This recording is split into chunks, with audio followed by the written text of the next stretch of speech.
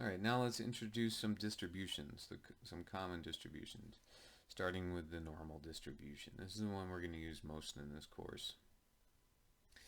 Some common distributions, we have the normal, which is a bell-shaped curve, a chi-squared, which is the sum of several normal random variables.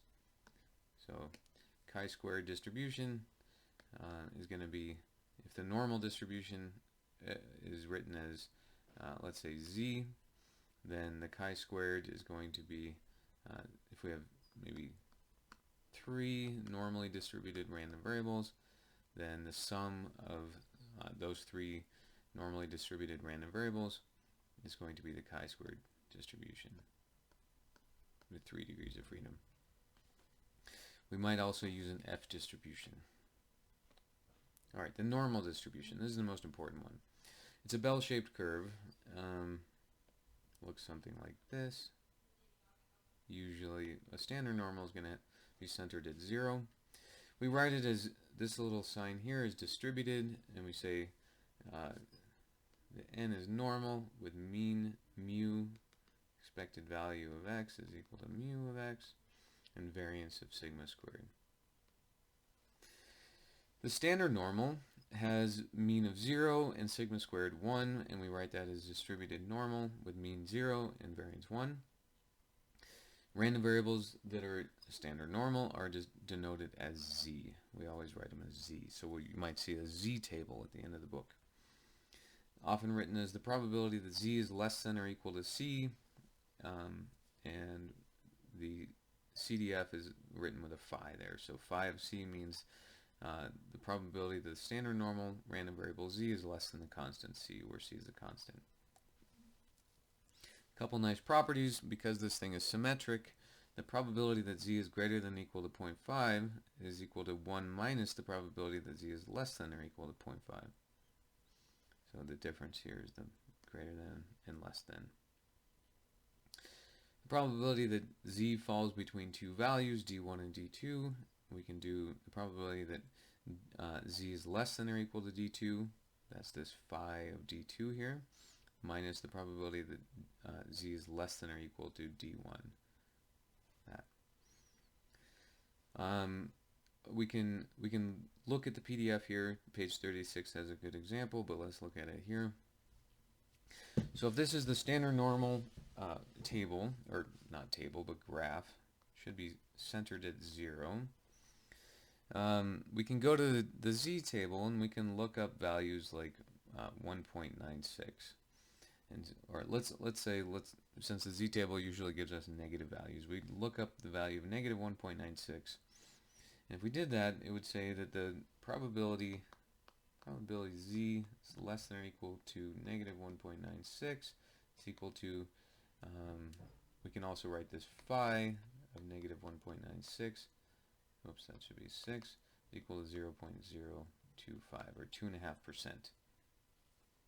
That's what we're getting over here, the area shaded in blue. Now, because this is symmetric, the probability that z is greater than or equal to 1.96 is 1 minus 0.025, and that's going to be equal to, or actually, it's going to be the same thing, because if I had said probability that z is greater than or equal to negative 1.96, it would be 1 minus, but we're writing z greater than 1.96, the positive value, so that's equal to the exact same thing, 0.025, and that's this bit here. Now if we wanted to find the probability that z falls between these two values, so we'd say probability, let's go negative 1.96, z is greater than that, and less than 1.96, it's equal to phi of 1.96. This is property 2 from the previous slide. And this is going to be equal to, let me get rid of that part there. This is going to be equal to 0.95. So that's 95%, and that's what we're seeing in the middle here. A z-table.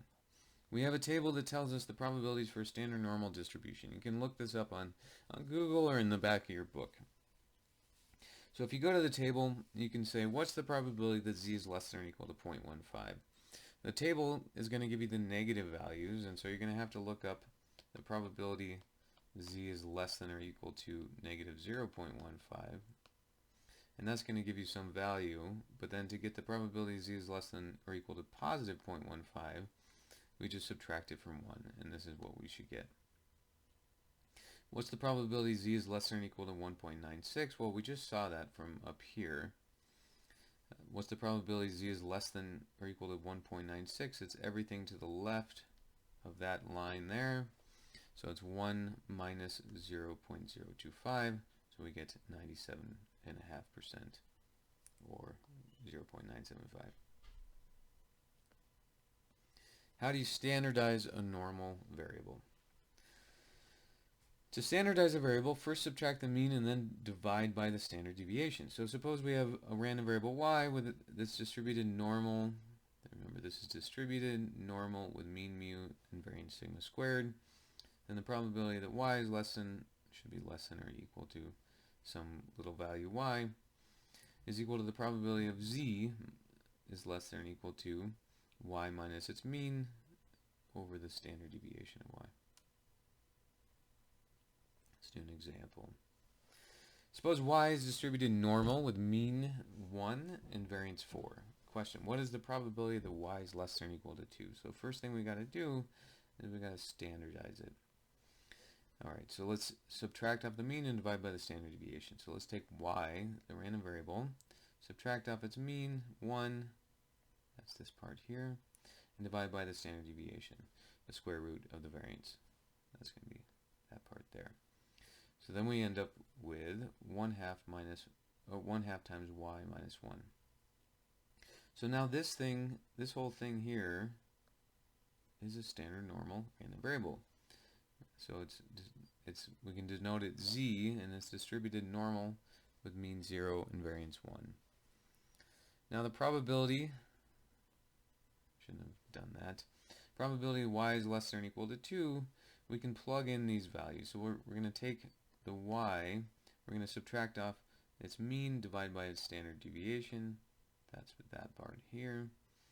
And then we're going to also have to do that to the 2 here. So we're going to take 2 minus the mean, 2 minus 1, over the standard deviation. This thing turns out to be 1/2, and so this is equal to z, this is equal to 1/2, and we get the probability that z is less than or equal to 1/2.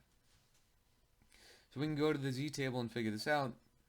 Turns out it's equal to 0.691.